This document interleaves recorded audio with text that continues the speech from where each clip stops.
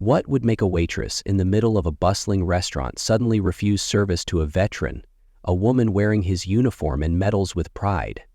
What happened next left everyone stunned and questioning what was truly going on. But here's the real question. Was she right, or did she cross the line? It was an ordinary Tuesday afternoon at a popular diner in a small town. You know the kind of place.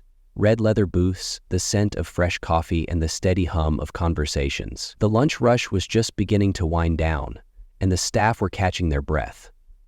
That's when a woman walked in, wearing his military uniform. He was greeted by a few nods and even a quiet, "Thank you for your service," from another patron.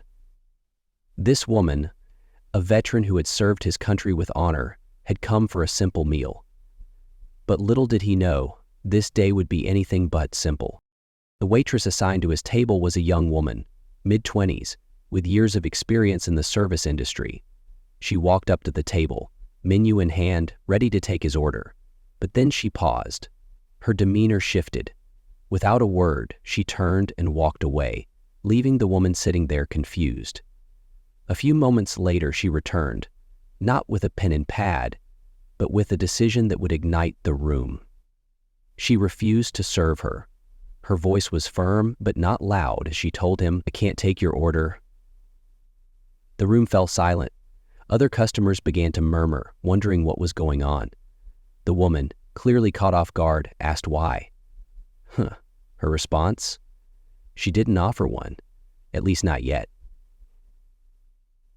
Instead, she stepped away, pulling out her phone. What she did next shocked everyone. She called 911. The veteran, now visibly uncomfortable, sat quietly as the waitress spoke to the dispatcher.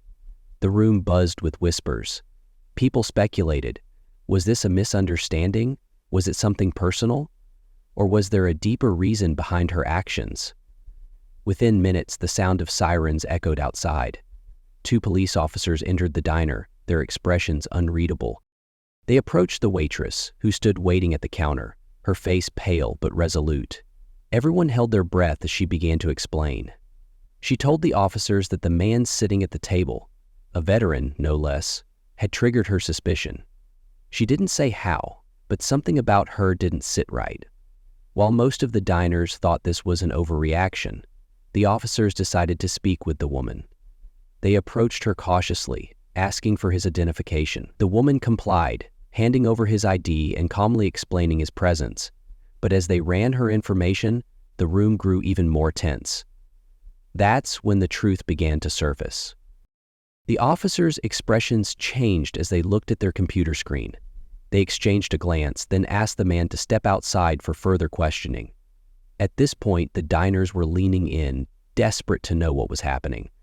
The waitress, still standing by the counter, remained silent, her hands clasped tightly together. Some customers criticized her, calling her actions disrespectful. Others defended her, saying she must have had her reasons. It wasn't long before the officers returned to the diner, this time speaking directly to the manager. They explained that the woman they had just escorted out wasn't who she claimed to be. In fact, she wasn't a veteran at all. He was a wanted fugitive, using a stolen uniform to blend in and avoid capture.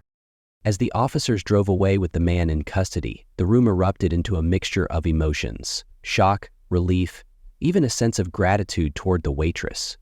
She finally broke her silence, explaining that she'd recognized the woman from a news report about a con artist posing as a veteran to scam people. Her instincts had been right all along. She didn't want to accuse her outright, but she also couldn't ignore what she had seen. Her call to 911 had been her way of protecting not just herself, but everyone in that diner. It was a lesson for everyone in the room that day. Sometimes, doing the right thing means taking a stand, even when it's uncomfortable. And sometimes, heroes come in unexpected forms, even in the form of a waitress working a lunch shift. So what would you have done in her shoes? Would you have trusted your gut, or would you have dismissed it as paranoia? Let us know your thoughts in the comments below. And if you found this story as compelling as we did, don't forget to hit that subscribe button and turn on notifications. We'll see you next time for another unforgettable story.